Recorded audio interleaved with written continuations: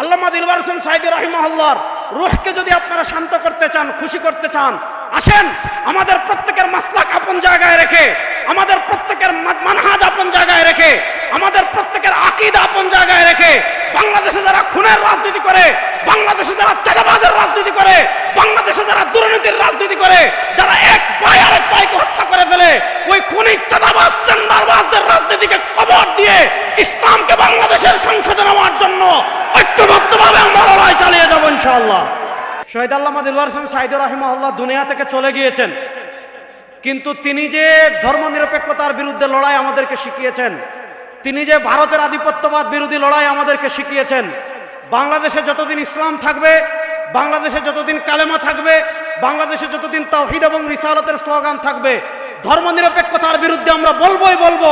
ভারতীয় আধিপত্যবাদের বিরুদ্ধে আমরা বলবোই বলবো, ভারতীয় আধিপত্যবাদের বিরুদ্ধে আমরা কখনো আপোষ করব না। আমাদের বাংলাদেশের রাষ্ট্র কাঠামোর যে সকল মৌলিক সমস্যা আছে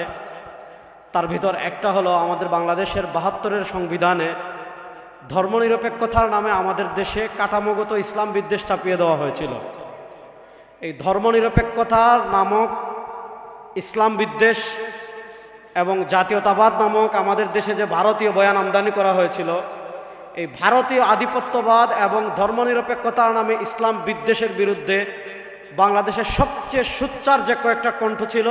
তার ভিতর অন্যতম ছিলেন আল্লামা দিলওয়ার হোসেন সাঈদী রাহিমাহুল্লাহ। তিনি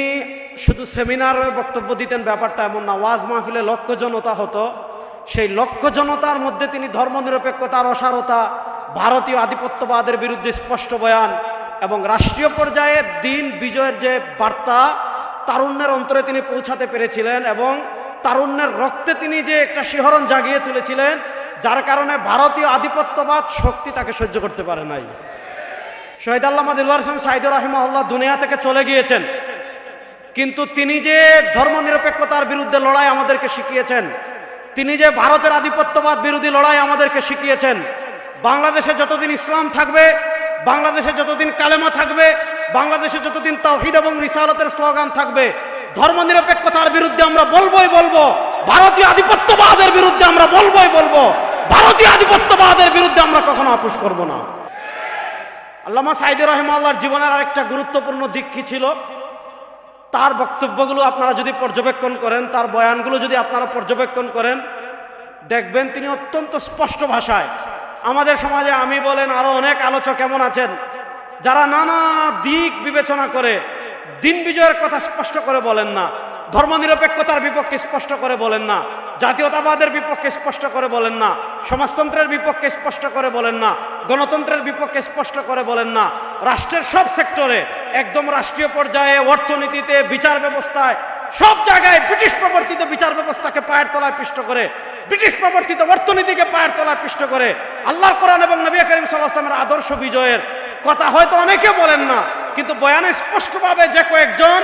দিন বিজয়ের কথা বলতেন তার ভিতর অন্যতম ছিলেন আল্লামা দিলওয়ার হোসেন সাঈদী রাহিমাহুল্লাহ। আমরা তাকে হারিয়েছি। আজকের এই পরিবর্তিত বাংলাদেশে তিনি যদি থাকতেন, আপনারা দেখেছেন পাকিস্তানে একটা সংগঠন আছে মুত্তাহিদা মজলিসে আমল, সে মুত্তাহিদা মজলিসে আমল, সেখানে পাকিস্তানের জমিয়তে উলামা ইসলাম আছে, পাকিস্তানের জামাতে ইসলাম আছে, পাকিস্তানের জমিয়তে আহলে হাদিস আছে, এমনকি পাকিস্তানের শিয়াদের সংগঠন তাহরিকে তোহফা ইসনা আশারিয়া সেইটাও আছে। তারা সবাই রাজনৈতিক ঐক্য কেন করেছে? পাকিস্তানে ধর্মনিরপেক্ষতাকে দুর্বল করার জন্য এবং পাকিস্তানের সংসদে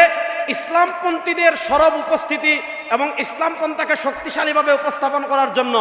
পাকিস্তানের যতগুলো ইসলামিক দল আছে সবাই যার যার আকীদা বিশ্বাস আপন জায়গায় রেখে রাজনৈতিক ঐক্য কেন করেছিল? তাদের দেশে ধর্মনিরপেক্ষতাকে দুর্বল করার জন্য, তাদের দেশের সংসদে ইসলামপন্থাকে শক্তিশালীভাবে উপস্থাপন করার জন্য। আল্লামা দিলওয়ার হোসেন সাঈদী রাহিমাহুল্লাহ 14 আগস্ট রাত্রে দুনিয়া থেকে বিদায় নিয়েছিলেন। তিনি চলে যাওয়ার 1 বছর আগে আমাদের উপর 16 বছরের যে ফেসিবাদ চেপেছিল সেটাকে আমরা অপসারণ করেছি। শহীদ আল্লামা দিলওয়ার হোসেন সাঈদী রাহিমাহুল্লাহ চলে যাওয়ার পর পাকিস্তানের মুত্তাহিদা মজলিসে